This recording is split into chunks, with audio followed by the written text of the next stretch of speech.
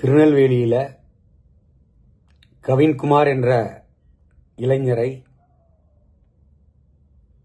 சுர்ஜித் என்ற இளைஞர் கொடூரமான முறையில் வெட்டி படுகொலையை நிகழ்த்தியது மட்டுமல்லாமல் சுர்ஜித் என்பவர் காவல் நிலையத்தில் போய் இந்த படுகொலையை நான் தான் நிகழ்த்தினேன் அப்படின்னு சொல்லி ஆஜராயிருக்கிறாரு. இந்த படுகொலைக்கு காரணம் என்ன அப்படின்னு சொல்றாங்க அப்படின்னா, சுர்ஜித்தோட சகோதரி சுபாசினிய இந்த கவின்குமாருங்கிற இளைஞர் காதலிச்சுக்கிட்டு இருந்ததாகவும், அதுக்கு சுர்ஜித்தோட குடும்பத்தார் எதிர்ப்பு தெரிவித்ததாகவும், பல முறை அந்த கவின்குமாரை அவரோட சகோதரர், அந்த பெண்ணோட சகோதரர் சுர்ஜித் தேவையில்லாமல் என்னோட தங்கச்சி கூட பழகாத அப்படிங்கிற மாதிரி எல்லாமே கூறியும் கவின்குமார் கேட்கல. அதனால தான் இந்த கொடூர படுகொலை நிகழ்த்தப்பட்டிருக்குன்னு சொல்லி காவல்துறையினரே பதிவு பண்ணியிருக்காங்க. அவங்க கொலை செய்யப்பட்ட அந்த கவின்குமாருங்கிறவர் ஒரு நல்ல சம்பளத்தில் ஐடி நிறுவனத்தில் பணியாற்றிக்கிட்டு இருக்கிறாரு. கொலையை நிகழ்த்தின அந்த சுர்ஜித்துங்கிறவர் அவங்களோட அப்பா அம்மாலாம் அரசு அதிகாரியா இருக்காங்க, காவல்துறையில் பணியாற்றுறாங்க, எஸ்எஸ்ஐயா இருக்காங்க. அப்ப அவங்க குடும்பத்தில் அவங்களுக்கு என்ன அப்படின்னா, நம்ம வீட்டு பெண்ண ஒரு நல்ல குடும்பத்தில் நல்ல பையனுக்கு கட்டி கொடுக்கணும் அப்படிங்கிற எல்லா தாய் தகப்பனுக்கும் இருக்கக்கூடிய ஒரு அக்கறை தான் அந்த சுபாசினியோட குடும்பத்தில் அவங்களோட பெற்றோர்களுக்கு கண்டிப்பா இருந்திருக்கும். அப்ப அந்த சுர்ஜித் பல முறை கண்டிச்சும் கவின்குமார் அதற்கு உடன்பட்ட மாதிரி இல்லை. இன்னைக்கு இந்த படுகொலை நடந்துருச்சு. இந்த படுகொலையை நிகழ்த்திய சுர்ஜித் கண்டிப்பாக காவல்துறையோட அந்த கைது நடவடிக்கைக்கு அப்புறம் நீதிமன்றத்தில் ஆஜர்படுத்தி சிறையில் அடைக்கப்படுறாரு. அவரோட குடும்பத்தார சிறை பிடிப்பாங்க.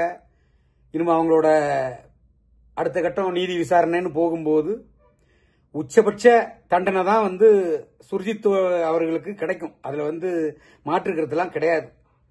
ஆனா அந்த கவின்குமாரோட குடும்பத்துக்கும் அந்த சுபாசினிங்கிறவங்களோட இருக்கக்கூடிய இந்த பழக்க வழக்கம் கண்டிப்பா தெரிஞ்சிருக்கும்.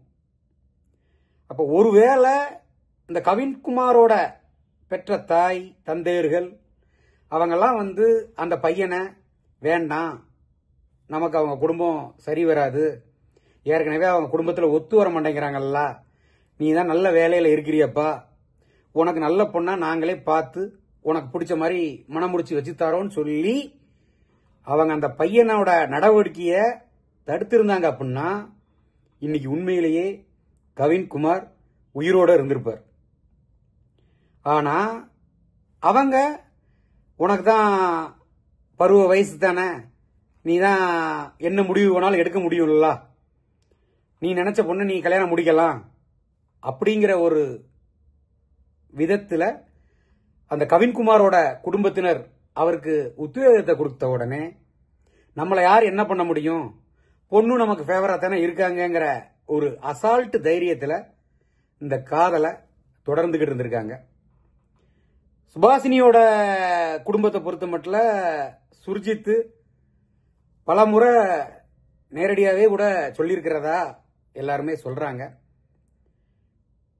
அப்ப பல முறை எச்சரிச்சும் அதுக்கு உடன்பட்டு வரலங்கிற ஒரே காரணத்துக்காக ஒரு ஜாதிய பாகுபாடை பார்த்து ஜாதிய காரணமா காமிச்சு இந்த கொடூர படுகொலை நிகழ்த்தப்பட்டிருக்கு.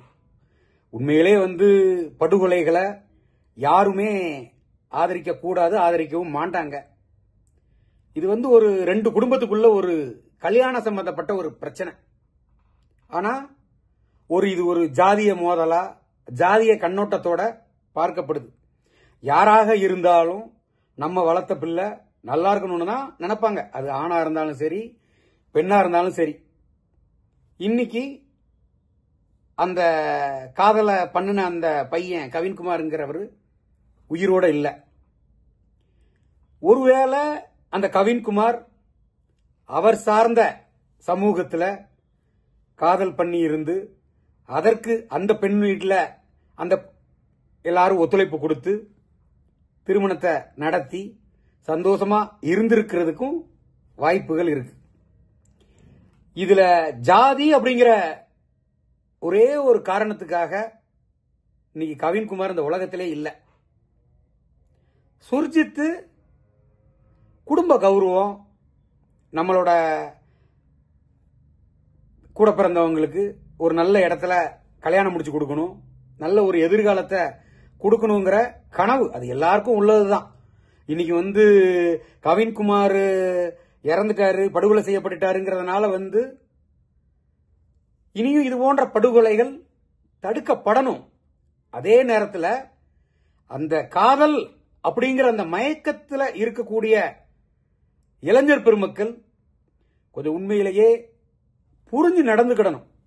நாட்டெல்லாம் என்னெல்லாம் நடந்துகிட்டு இருக்கு, நம்ம குடும்பத்துக்கும் அவங்களுக்கும் ஒத்து வருமா? கவின்குமார் ஒரு படித்த இளைஞர், அந்த சுபாசினியும் படிச்சிருக்கவங்க தான். எல்லாருக்கும் திருமணமாகக்கூடிய வயசு தான், தானே முடிவெடுக்கக்கூடிய அதிகாரங்கள்லாம் சட்டப்படி இருக்கு. ஆனால் குடும்பத்தில் அந்த பெத்த தாய் தகப்பங்க என்ன எதிர்பார்க்காங்க, எப்படிலாம் கஷ்டப்பட்டு வளர்த்திருப்பாங்க. இன்னைக்கு கவின்குமாரையே அவங்க இழந்த அவங்களோட தாய் தகப்பன் கதறாங்க. அரசாங்கமே எங்களுக்கு நிதி கொடுக்க வேண்டாம், எங்களுக்கு நிதி வேண்டாம், நீதி தான் வேணுங்கிறாங்க. ஆனா கொஞ்சம் அவங்களோட குடும்பத்தாரு இந்த பொண்ணு நமக்கு வேண்டாம்பா, அவங்க குடும்பத்துல தான் சண்டை போடுதாங்கல்ல அல்லது சத்தம் போடுதாங்கல்ல, நீ வேற ஏதாச்சும் ஒரு நல்ல உனக்கு பிடிச்ச மாதிரி வேற ஒரு பெண்ணை பாரு, அல்லது நாங்களே பாக்குறோம், அந்த மாதிரி கூட சொல்லி இருந்தால் கவின்குமாரோட மனசை மாத்தி இருந்தா இன்னைக்கு அட்லீஸ்ட் கவின்குமார் உயிரோட இருந்திருப்பார். ஆனா இன்னைக்கு அந்த சுர்ஜித்தோட ஒரு ஜாதிய வன்மத்தோட எப்படி நான் இவ்வளவு தூரம் எடுத்து சொல்லியும் என் குடும்பத்து பெண் மேல நீ காதல் பண்ணுவ அப்படிங்கிற ஒரு எண்ணத்துல கொடூரமான முறையில படுகொலையை நிகழ்த்தியிருக்காப்ல. இவ்வளவுக்கும் ஒரு காவல்துறையில அவங்களோட தாய் தந்தையர் எல்லாம் இருக்காங்க, சட்டத்தை பத்தி நல்லாவே தெரியும். ஆனாலும் அவங்களுக்கு தெரியும்ல, ஒருவேளை அந்த காதலிச்ச பையனை கவின்குமார சட்டப்படியா ஏதாச்சும் ஒரு புகார் கொடுத்தோ அல்லது வேற மாதிரி மிரட்டியோ பண்ணணும்னா காவல்துறையை சார்ந்த அவங்களால நினைச்சிருந்தா பண்ணியிருந்திருக்க முடியும். படுகொலை நிகழ்த்தப்பட்டதுக்கு அப்புறமா அந்த பெற்றோர்கள்லாம் அதற்கு உடந்தையா இருந்திருப்பாங்கிற மாதிரி சொல்லி அவங்களெல்லாம் இன்னைக்கு பணி நீக்கம் பண்ணியிருக்காங்க காவல்துறையினர். ஆனாலும் இது ஒரு இந்த கொடூர படுகொலை தொடர்ந்துகிட்டு தான் இருக்கு. இது ஜாதிய படுகொலையா ஒரு கலவரங்களா மாறிடக்கூடாதுங்கிறது எல்லாரோட எண்ணங்களும் கூட. என்னதான் பொருளாதாரத்தில் எல்லார விடவும் நம்ம உயர்ந்திருக்கிறோம் அப்படின்னு சொல்லி பெருமை பேசக்கூடிய எந்த சாதியை சார்ந்தவங்களா இருந்தாலும் சரி, அந்தந்த ஜாதியை சார்ந்த, அது ஆணா இருக்கட்டும் பெண்ணா இருக்கட்டும், அந்தந்த குடும்பத்துக்கு அந்தந்த சமூகத்துக்குன்னு சொல்லி ஒரு சில வரைமுறைகள், ஒரு சில கட்டுப்பாடுகள்லாம் இருக்கத்தான் செய்யும். ஒரு சில முறைகள் இருக்கும், திருமணத்துக்கே பல சம்பிரதாயங்கள் இருக்கும். பல இடங்கள்ல இந்த மாதிரி பிற ஜாதிய பெண்களோடு ஒரு ஜாதிய கண்ணோட்டத்தோடு ஒரு ஜாதிய படுகொலைகள் நடக்காம தடுக்கணும் அப்படின்னா இது போன்ற காதல் திருமணங்கள் எல்லாம் தடுக்கப்படணும்னு சொல்லி பல தலைவர்கள் பலர் மேடைகள்லையும் பல இடங்கள்லையும் தொடர்ந்து பேசிக்கிட்டு தான் இருக்காங்க. ஒவ்வொரு படுகொலைகள் நடத்தப்படும் போது அப்புறம் அதுக்கு வேதனை தெரிவிக்கிறதும் வருத்தங்கள் தெரிவிக்கிறதும் போராட்டம் ஆர்ப்பாட்டம் சொல்லி இது ஒரு தொடர்கதையா போய்கிட்டு இருக்கு. எல்லா பெற்றோர்களுமே குறிப்பா பெண்களை பெற்றிருக்கக்கூடிய தாய்மார்கள் கொஞ்சம் அந்த பெண்களை பொறுப்போட நம்ம சமுதாயத்தை குறித்து நம்மளுடைய ஜாதி குறித்து நம்மளோட குடும்ப சூழ்நிலை குறித்தெல்லாம் அவங்களுக்கு புரிய வச்சு வளர்க்கணும். அந்த புரிதல்கள் அந்த பெண்களுக்கு வரும்போது அவங்க ஒரு மாற்று சமூகத்தை சார்ந்தவனோ அல்ல வேற யாரோ ஒரு காதல் அப்படிங்கிற போர்வையில வரும்போது ஒரு புத்திசாலித்தனமா அதை அந்த பெண்கள் பெண் பிள்ளைகள் கையாளுவதற்கு ஏதுவான வகையில அந்த குடும்பத்தார் அந்த பெண்களுக்கு நல்ல அறிவுரைகளை கூறி வளர்த்தாலே இது போன்ற கொடூர படுகொலைகள் கண்டிப்பாக தவிர்க்கப்படும் அப்படிங்கிற மாதிரி தான் நான் கருதுறேன்.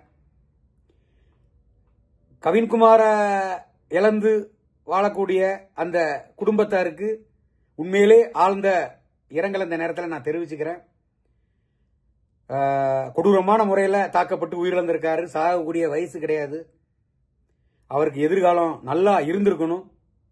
தேவையில்லாத ஒரு பெண் சகவாசத்தினால இன்னைக்கு தன்னோட உயிரை பறி கொடுத்துட்டாரு.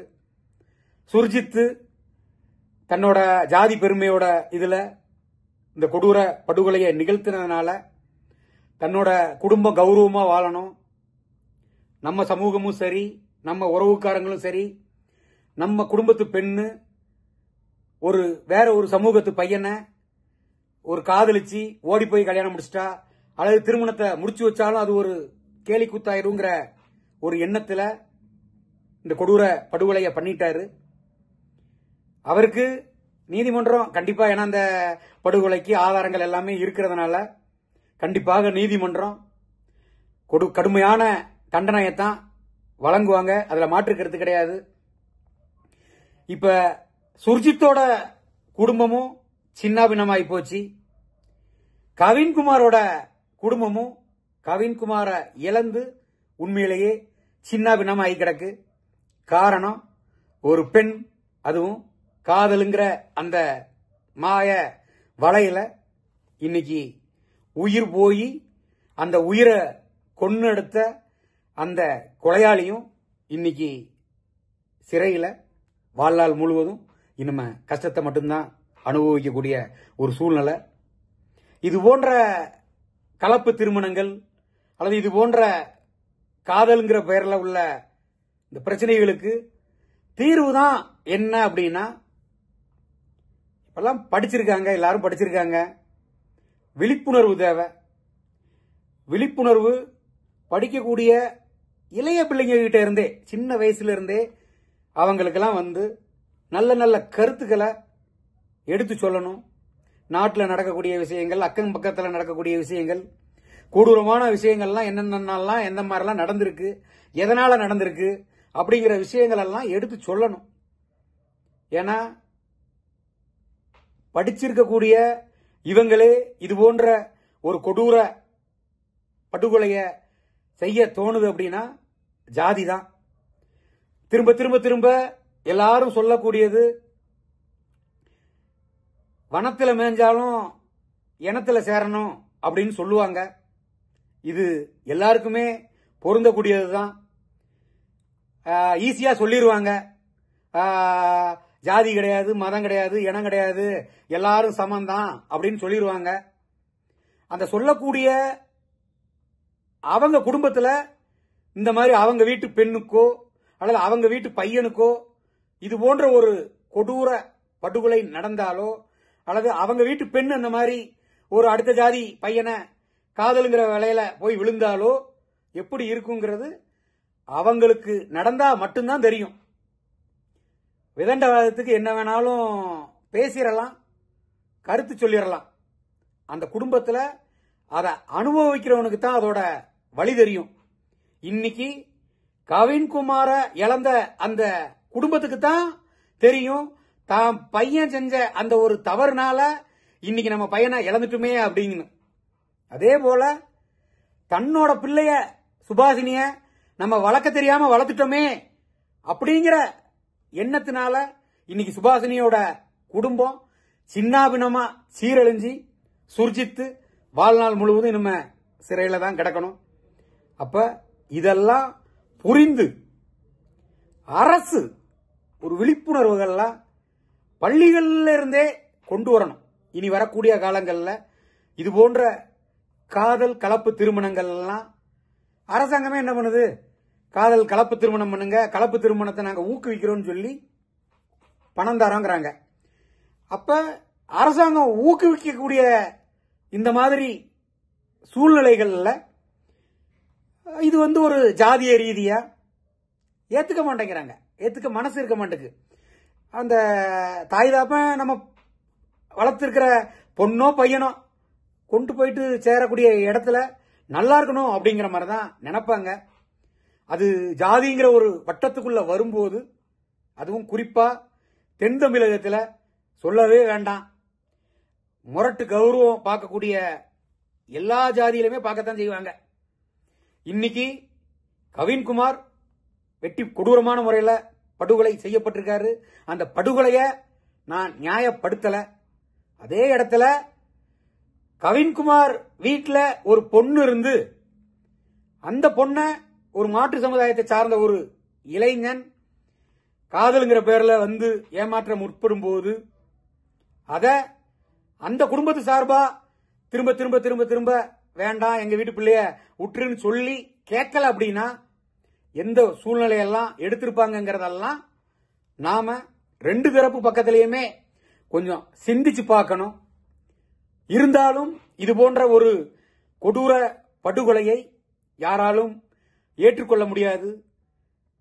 தென் தமிழகத்தில் ஜாதிய கலவரங்கள் வராமல் தடுக்கும் வகையில் அரசு விழிப்புணர்வுகளை தொடர்ந்து கொண்டு வரணும். இது போன்ற ஜாதிய படுகொலைகள் தடுக்கப்படணுங்கிறது தான் எல்லாரோட நோக்கமும் எண்ணங்களும். அனைவரும் குடும்பத்தில் பெற்ற பிள்ளைகளை நல்ல ஒழுக்கத்தோட வளர்த்தாலே இது போன்ற அசம்பாவிதங்கள் நடக்காம தடுக்கப்படும் அப்படிங்கிறது தான் இந்த நேரத்தில் என்னோட கருத்தா நான் கூற கடமைப்படுறேங்க. நன்றி.